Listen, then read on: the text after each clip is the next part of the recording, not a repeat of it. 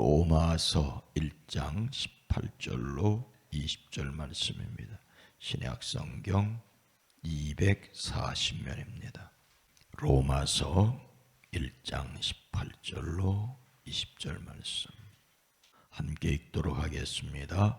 하나님의 진노가 불의로 진리를 막는 사람들의 모든 경건하지 않음과 불의에 대하여 하늘로부터 나타나나니 이는 하나님을 알만한 것이 그들 속에 보임이라. 하나님께서 이 일을 그들에게 보이셨느니라. 창세로부터 그의 보이지 아니하는 것들 곧 그의 영원하신 능력과 신성이 그가 만든 만물에 분명히 보여 알려졌나니 그러므로 그들이 핑계하지 못할지니라. 아멘. 오늘도 그리스도 예수 안에서 행복하시기를 주의 이름으로 축복합니다. 날씨가 참 춥지요. 오고 가는 발걸음들 주의하시기 바랍니다. 새벽 예배 끝나고 모이는 속장 모임은 좀 당분간 수요 예배 전에 모이도록 하겠습니다. 예배 후에 속장 모임은 없습니다. 37, 8도를 오르내리는 무더운 여름날, 밤에도 푹푹 찌는 열대야 현상이 나타난 어느 날 4살짜리 꼬마가 이불에 지도를 그렸습니다. 이불에 지도 그리는 거 다 아시죠? 이 깨어나 한참 고민하던 꼬마가 방문을 열고 들어오는 엄마에게 이렇게 말하더랍니다. 엄마, 방이 너무 더워서 땀이 다 꽃으로 나왔어. 무슨 말인지 말은 된 거 그렇죠? 아이고 주여.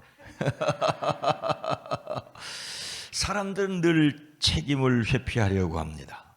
힌두교나 불교에서는 어려움을 당하면 카르마. 이 카르마는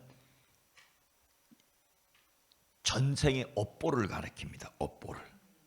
현생에 그런 일을 당하는 것은 전생에 있었던 일의 결과라고 주장을 하지요. 현재 기억도 못하는 전생의 책임을 돌리는 거예요. 현재의 행동과 태도에서 원인을 찾는 것이 아니라 전에 나도 모르는 과거의 업보가 있어서, 때로는 교인들도 내가 무슨 죄가 많아서 그 참 주의해야 될 그 무슨 죄는 나도 태어나기 전에 있었던 죄를 말하기 때문입니다. 그런 말은 하지 않는 것이 좋습니다. 어쨌든 책임을 누구에겐가로 돌리려고 해요. 에덴 동산에서 아담도 아나에게 그리고 뱀에게로 책임을 전가하지요. 어떤 사람들은 공중에 떠다니는 별자리에 책임을 지기도 합니다. 내 별자리가 나빠서. 정신과에서는 가끔 무의식의 책임을 떠넘기기도 합니다. 그렇게 함으로써 마음의 짐을 덜어낼 수 있다고 생각을 합니다. 책임 회피는 인간에게 어쩌면 본성적인 일이라고 할 수가 있습니다. 하지만 모든 사람이 자신의 인생과 영원한 삶에 책임이 있다라고 하는 것을 기억을 해야 합니다. 오늘 말씀은 로마서 말씀인데 하나님의 의로우심을 거부하는 이들에게 하늘로부터 나타나는 무엇이 있을 것을 말씀하고 있습니까? 18절 말씀, 18절 하나님의 진노가 함께 읽습니다. 하나님의 진노가 불의로 진리를 막는 사람들의 모든 경건하지 않음과 불의에 대하여 하늘로부터 나타나나니. 하나님의 진노가 있다라고 하는 거예요. 하나님께서 사도 바울을 통하여 로마 교회에 구원의 도리를 선포하십니다. 오늘 본문 말씀 바로 앞에 16절과 17절은 이렇게 말씀하십니다. 내가 복음을 부끄러워하지 아니하노니 이 복음은 모든 믿는 자에게 구원을 주시는 하나님의 능력이 됨이라. 먼저는 유대인에게요, 그리고 헬라인에게로다. 복음에는 하나님의 의가 나타나서 믿음으로 믿음에 이르게 하나니. 복음은 예수님을 믿음으로 구원을 얻는다는 것입니다. 누구든지 예수님을 그리스도로 믿음으로 구원, 즉 하나님과 바른 관계를 얻습니다.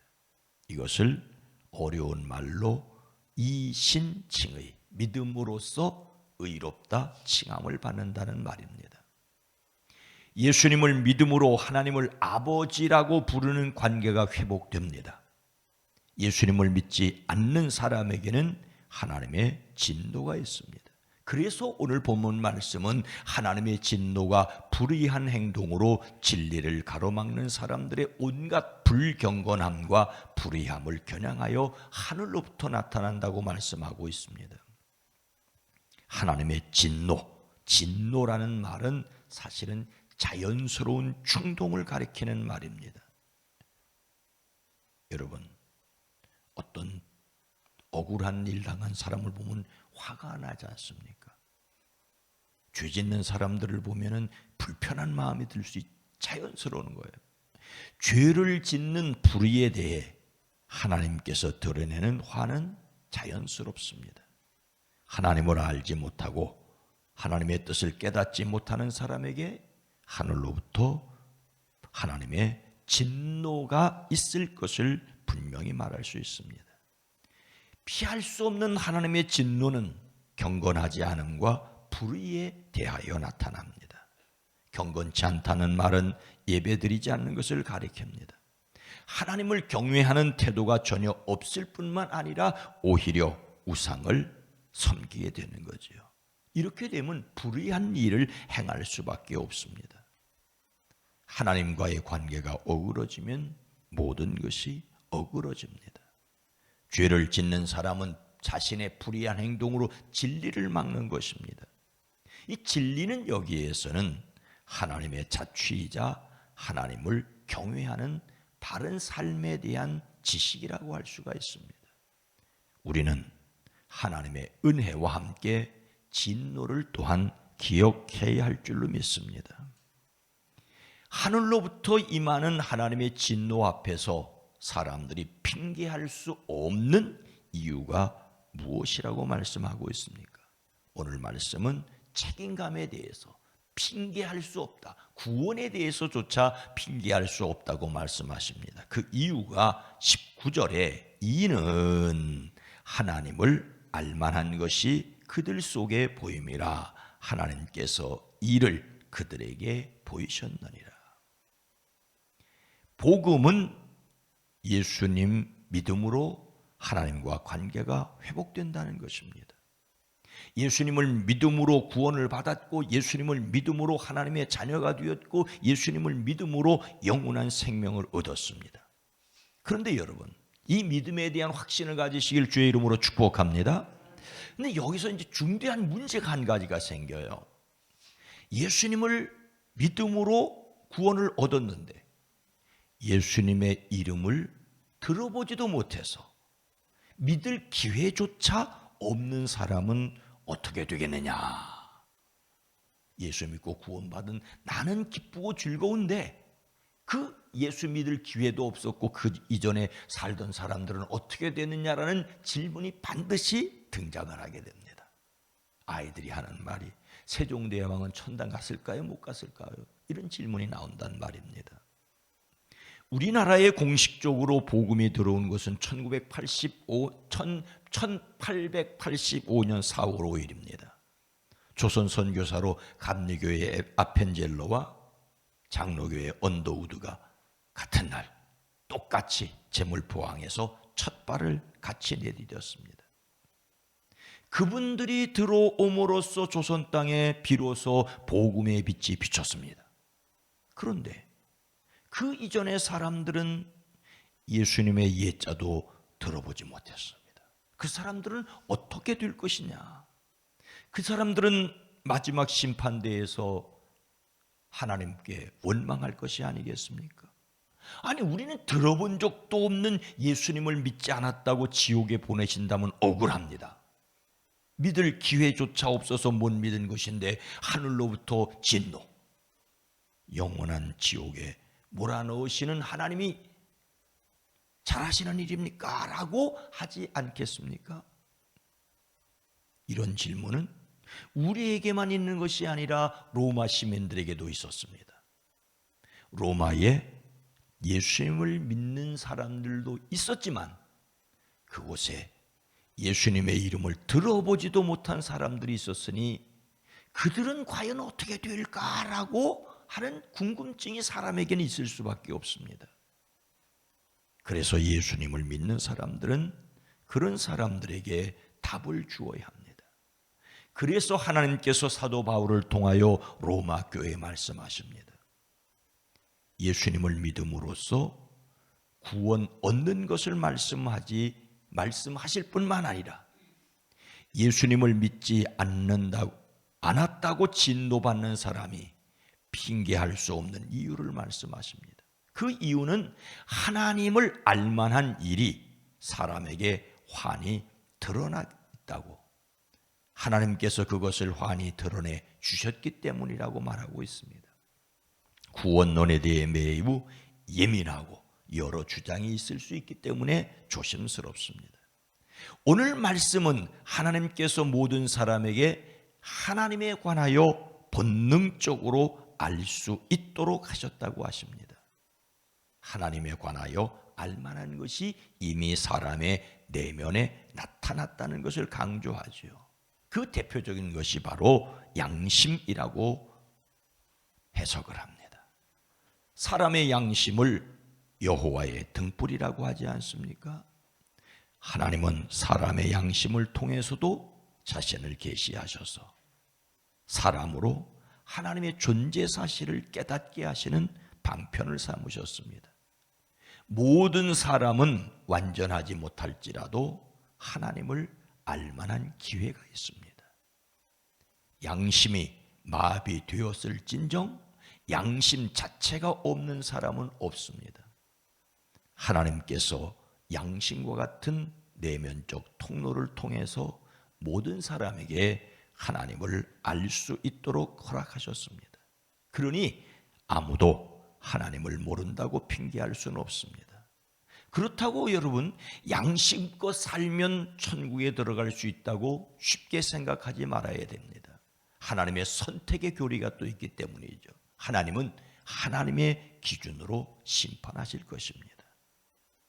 하나님 앞에서 마지막에 심판할 수 없는 또 다른 이유가 있습니다. 바로 20절입니다. 20절 창세로부터 그의 보이지 아니하는 것들 곧 그의 영원하신 능력과 신성이 그가 만드신 만물에 분명히 보여 알려졌나니 그러므로 그들이 핑계하지 못할지니라. 앞서서는 인간의 내면에 있는 기준으로 양심이 있기 때문에 하나님을 몰랐다고 핑계할 수 없음을 말씀하십니다. 이번엔 겉으로 드러나 보이는 것으로 하나님의 그림자와 하나님을 예배해야 할 것을 보여주는 피조물이 있다고, 만물이 있다고 말씀하고 있습니다. 우주 만물의 광대함을 보면 창조주 없이 우연으로 생겨났다고 말할 수 없습니다. 과학에서는 지구를 보며 이 모든 것이 우연으로 생각났다. 그런데 알면 알수록 천체만원경이 발달돼서 알면 알수록 너무너무 복잡하고 이 복잡한 것이 신묘막측하게 균형을 이루기 때문에 소위 지적 설계론, 하나님을 믿지는 못하는데 이거는 고도의 지적인 존재가 설계해서 만드는 것이지 우연히 되어질 수 없다라고 하나님을 믿지 않은 사람들도 이야기하게 됐습니다. 인류 최초의 우주 비행사인 소련의 가가린은 우주에 가서 보니까 하나님이 보이지 않는다고 말을 했다죠. 그러나 미국의 우주인 닐 암스트롱은 우주선을 타고 올라가서 하나님이 만드신 세계가 이렇게 아름답다고 하나님을 찬양했다고 합니다. 하나님의 세계를 아는 믿음이 하나님의 은혜입니다. 예수님을 믿는 확실한 구원의 길, 예수님을 믿는 확실한 구원의 길, 양심을 따라 사는 불확신한 길이라고 할 수가 있습니다. 예수님을 믿을 수 있는 은혜를 주신 것도 하나님의 사랑인 것을 확신하시고, 예수님을 믿음으로 얻는 분명한 구원의 길을 확신하십시오. 핑계할 수 없는 복음을 전하는 사람들이 되어지기를 주의 이름으로 축원합니다. 거룩하신 하나님, 우리에게 예수님을 믿을 수 있는 믿음을 주신 것이 은혜라고 밖에는 할 수가 없습니다. 하나님을 더듬어 찾는 양심이나 우주 만물을 통해서 보는 것 정도가 아니라 구원의 은혜를 허락하심을 감사합니다. 그래서 그리스도 예수의 분명한 구원을 전할 수 있는 복음 전도자들이 되어지게 하옵소서. 주여, 우리의 이웃들을 주님의 구원으로 인도하는 사명이 주님 오시는 그날까지 우리가 감당해야 될 책임임을 기억하고 기쁜 마음으로 은혜로 감당할 수 있게 하옵소서. 오늘 수요기도회로 모입니다. 추운 날씨에 오고 가는 발걸음들 안전하게 하옵소서. 또 지방사경의 마지막 날입니다. 복되게 하옵소서. 예수님의 이름으로 간절히 기도드리옵나이다. 아멘. 오늘 말씀을 생각하며 우리 주 예수 그리스도를 확신하게 하옵소서. 분명하고 확실한 구원의 길을 전하게 하옵소서. 예수님을 믿음으로 구원의 길을 얻는 세상이 되기를 위해 기도하십시다.